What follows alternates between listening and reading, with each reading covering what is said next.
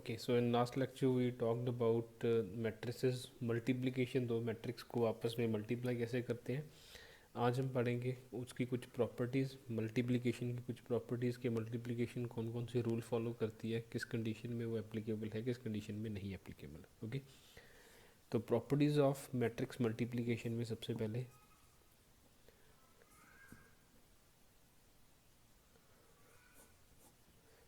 पहली property of multiplication क्या हो जाएगी. फर्स्ट विल बी कि if there is matrix A and there is another matrix B, and if A is multiplied with B, this will not be equals to when B is multiplied with A.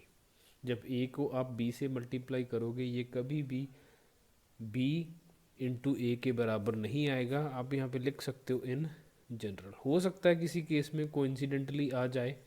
Coincidentally मतलब कि कुछ इस तरह की condition बन जाए कि A B equals to B हो जाए, बी ए हो जाए.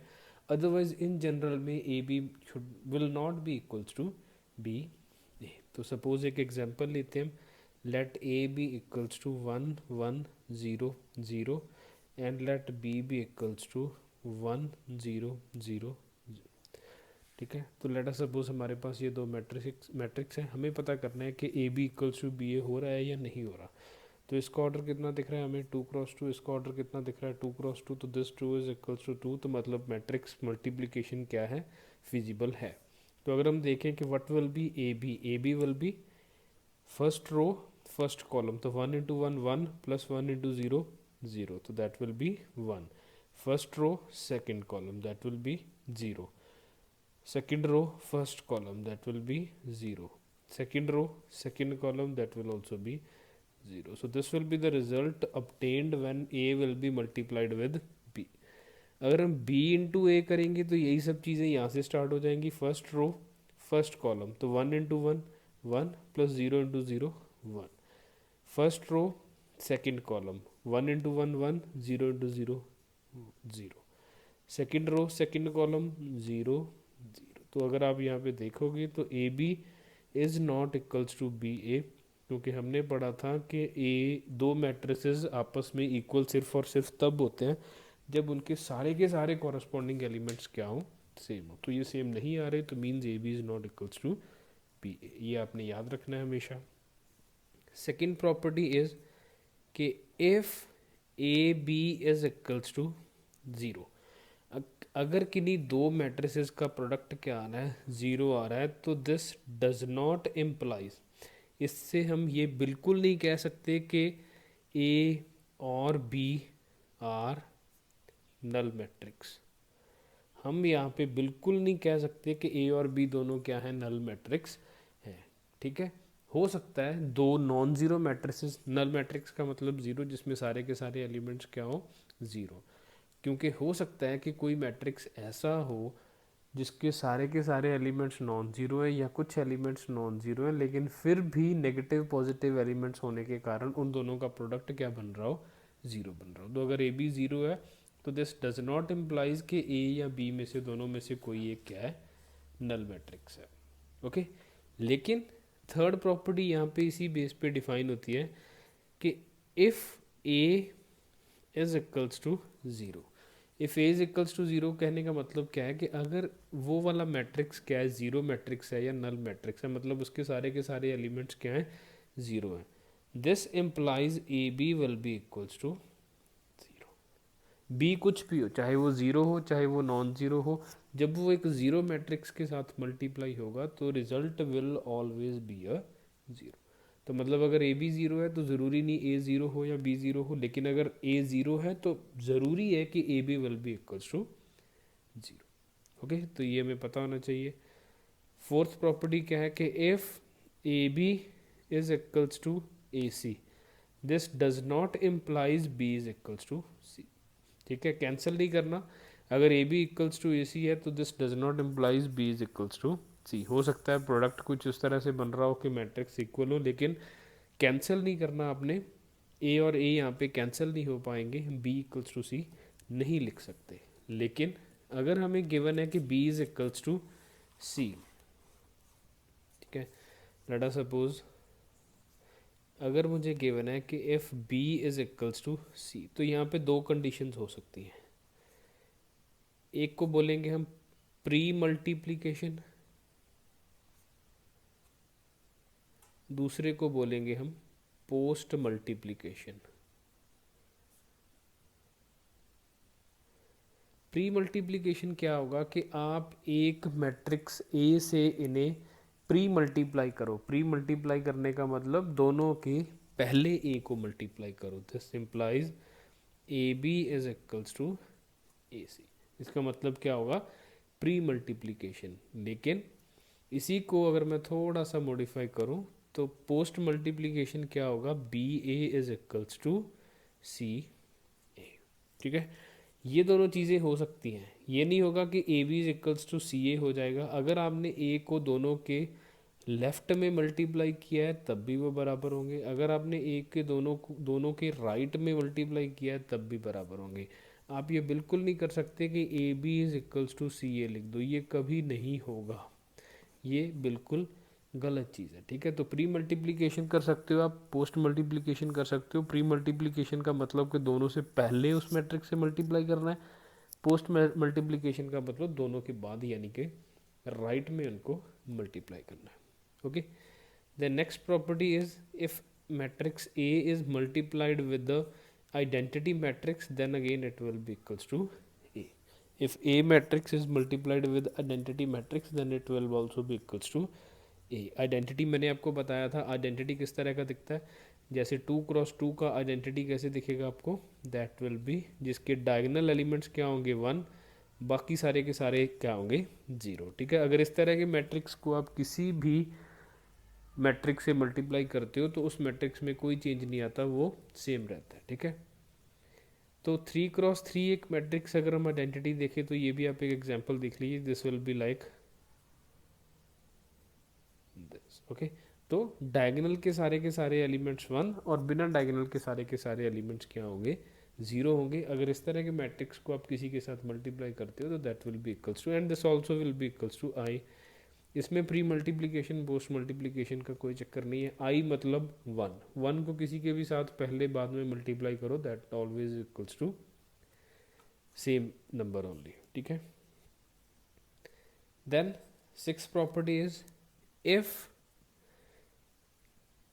क्या हो जाए, अगर कोइंसिडेंटली अगर कुछ ऐसी कंडीशन बन जाए कि A B is equals to क्या हो जाए, बी ए हो जाए, तो क्या होगा, हम बोलेंगे ए एंड बी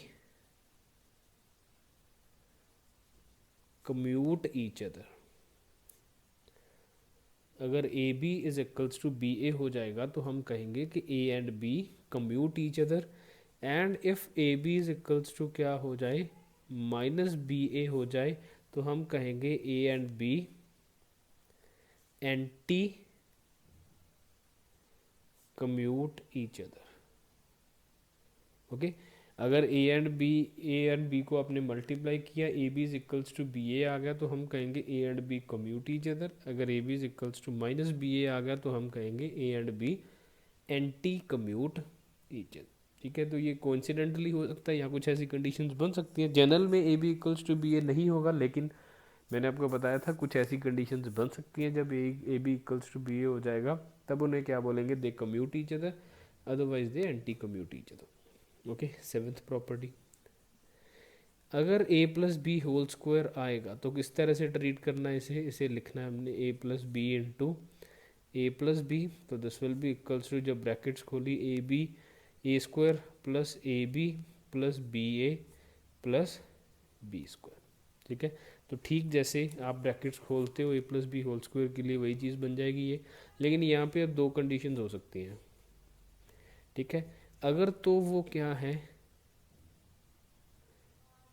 कम्यूट है, और दूसरी कंडीशन क्या हो सकती है कि वो क्या है, एंटी कम्यूट। ठीक है, पहली चीज़ क्या हो सकती है कि दे आर कम्यूट, दूसरी चीज़ क्या हो सकती है कि they are anti commute. Commute का मतलब मैंने आपको क्या बताया अभी अभी, कम्यूट का मतलब कि A B is equals to B A. तो this implies the result will be A square plus B square plus 2ab, या आप लिख सकते हो A square plus B square plus 2ba। दोनों एक ही चीज़ है क्योंकि A B equals to B A, तो ये कंडीशन बन जाएगी। लेकिन अगर वो एंटी कम्यूट है तो ए बी इक्वल्स टू क्या हो जाएगा, माइनस बी ए। तो that mean simply our answer will be A square plus B square. Okay, तो अगर तो A plus B into A plus B करने पे A square plus A B plus B A plus C square आएगा, B square आएगा। अगर तो वो कम्यूट है तो वो ठीक जैसे अपनी आइडेंटिटी होती है A plus B whole square की उस तरह से खुलेगा। अदर वो एंटी कम्यूट है यानी कि एक दूसरे के नेगेटिव है तो simply that will be A square plus B square. Okay, then there will be eighth property. Eighth property will be A B, चाहे आप ए और बी को पहले मल्टीप्लाई करो चाहे आप बी और सी को मल्टीप्लाई करो पहले, दोनों में कोई डिफरेंस नहीं आएगा। कंडीशन क्या होनी चाहिए, कंडीशन ये होनी चाहिए कि the multiplication process must be a feasible one. Multiplication process क्या होनी चाहिए, फिजिबल होनी चाहिए। जैसे कि मैंने आपको बताया था number of columns number of रोज के बराबर होना चाहिए, तभी मल्टीप्लिकेशन फिजिबल है। तो अगर बी और सी की, ए और बी की, फिर इन दोनों की इसके साथ और इन दोनों की इसके साथ अगर मल्टीप्लिकेशन फिजिबल है, then only we can say that this is distributive, otherwise it will not be a distributive. ठीक है, associative, sorry, it is called associative property. Okay, these are the some properties of the matrix multiplication. Okay, next चलते हैं, हम एक question पढ़ते हैं।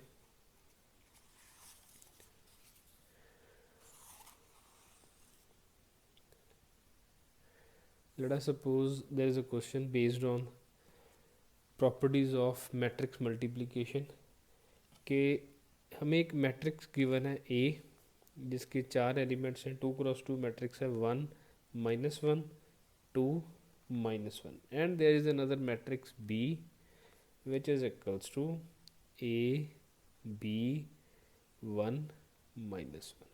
ठीक है, क्वेश्चन इज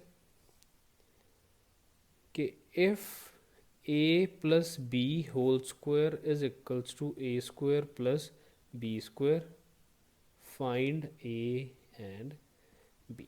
ठीक है, क्वेश्चन है कि अगर a हमें गिवन है 1 2 -1 -1, b हमें गिवन है a b 1 -1, एंड कंडीशन गिवन है कि a plus B whole square is equals to A square plus B square, find the value of a and b। तो वीडियो को पॉज करके थोड़ा सोचना आप कि आप इसमें क्या कर सकते हो, क्या कंडीशन लगा सकते हो। ओके, तो चलते हैं सोल्यूशन देखते हैं। इसका सोल्यूशन क्या होगा कि अगर मुझे गिवन है A square A plus B whole square is equals to A square plus B square, तो अभी अभी कंडीशन याद कीजिए, मैंने एक कंडीशन लिखवाई थी कि अगर ए और बी एंटी कम्यूट हैं तो A B is equals to minus B A होगा, और उसी केस में क्या बनता है, A plus B whole square equals to A square plus B square बनता है। तो मतलब यहाँ से मुझे एक आइडिया लग रहा है कि ए एंड बी आर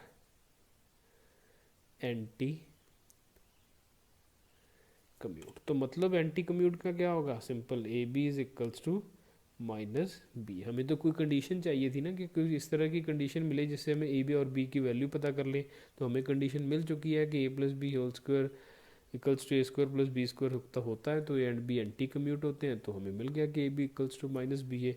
तो लिखते हैं what will be A B will be, ये आप वीडियो को पॉज करके दोबारा मल्टीप्लाई खुद करना, फिर आप रिजल्ट देखना। तो that will be equals to a minus b, then it will be equals to 2, then it will be equals to 2a minus b, then it will be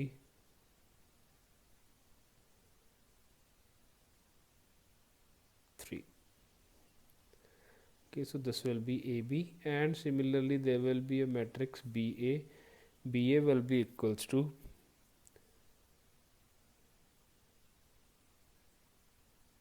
A plus 2, then it will be minus A minus 1,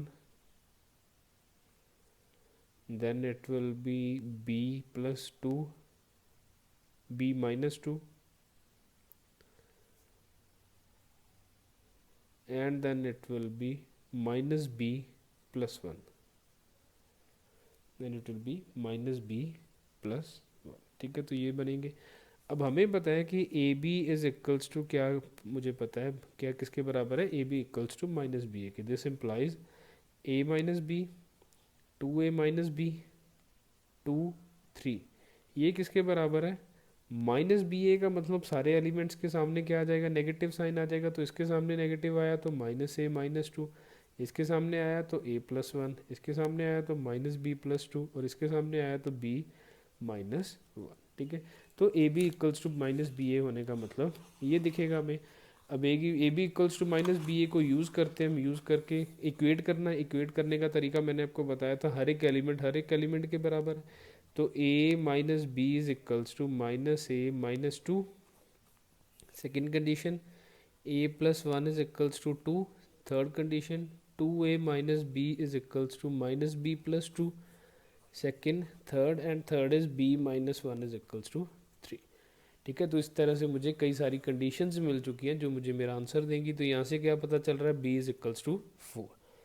ठीक है, B is equals to four. तो यहाँ से मुझे क्या पता चल रहा है कि ए इज इक्वल्स टू वन, और यहाँ से मुझे क्या पता चल रहा है कि two A minus B is equals to minus two, और यहाँ से क्या पता चल रहा है, two A is equals to two, तो that means A is equals to one. तो A is equals to one मुझे यहाँ से भी दिख गया, यहाँ से भी दिख गया।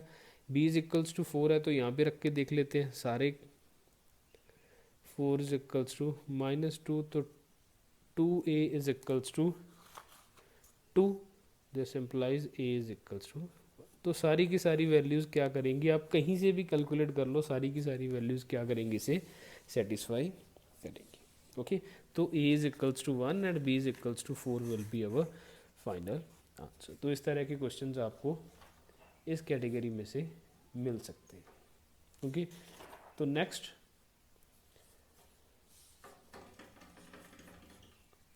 हम चलते हैं थोड़ा सा आगे। क्वेश्चंस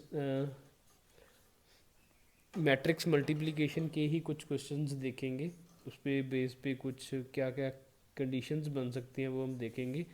लिखिए, टॉपिक का नाम लिखिए, positive integral powers, positive integral powers of a square matrix, positive integral powers of a square matrix, positive integral powers of a square matrix. Square matrix का मैंने आपको मतलब बता ही दिया था कि जिसमें नंबर ऑफ रोज क्या हो नंबर ऑफ कॉलम्स के बराबर। ठीक है, तो लेट अस सपोज मुझे कैलकुलेट करना है, मेरे पास एक मैट्रिक्स ए है और मुझे अब कैलकुलेट करना है ए स्क्वायर। तो ए square will be simply equals to a into a. A cube will be equals to a square into a, it will be a. तो सिंपल जो आप मल्टीप्लिकेशन करनी है, बस बार बार मल्टीप्लिकेशन करना पड़ेगा और आपको आप positive integral of powers of those matrix पता कर सकते हो। जो काम की बात है यहाँ पे, ये टॉपिक पढ़ने का जो मतलब क्या है कि अगर मेरे पास कोई आइडेंटिटी मैट्रिक्स है, आइडेंटिटी मैट्रिक्स कि डायगोनल के एलिमेंट्स वन, बाकी सारे एलिमेंट्स क्या हो ज़ीरो, उसकी कुछ भी रेस टू द पावर कर दो आप, that will always be equals to, उसको कितनी भी बार मल्टीप्लाई करो, again and again and again and again, that will be equals to I. Condition देख लेते हैं एग्जाम्पल के तौर पे। लड़ा सपोज मेरे पास ये 1 1 0 0 है, I square will be equals to I into I, तो 1 1 0 0 1 0 1 0, ये चीज़ बन जाएगी। अब अगर मैं दोनों को मल्टीप्लाई करूँगा तो क्या बनेगा, 1 1 1 है, 1 0 0 एंड 1, तो that will be equals to I. तो आइडेंटिटी मैट्रिक्स को आप आपस में कितनी भी बार मल्टीप्लाई करो, वो क्या रहेगा, आइडेंटिटी मैट्रिक्स ही रहेगा। मतलब आई की कुछ भी रेस टू द पावर हो, that will always be equals to I only. Okay, तो इसी के बेस पे, इंटीग्रल पावर्स के बेस पे दो कैटेगरीज बनती है हमारे पास मैट्रिक्स की। एक और क्लासिफिकेशन में दो कैटेगरीज बनती हैं। पहली क्लासिफिकेशन है उसमें आइडेम्पोटेंट मैट्रिक्स,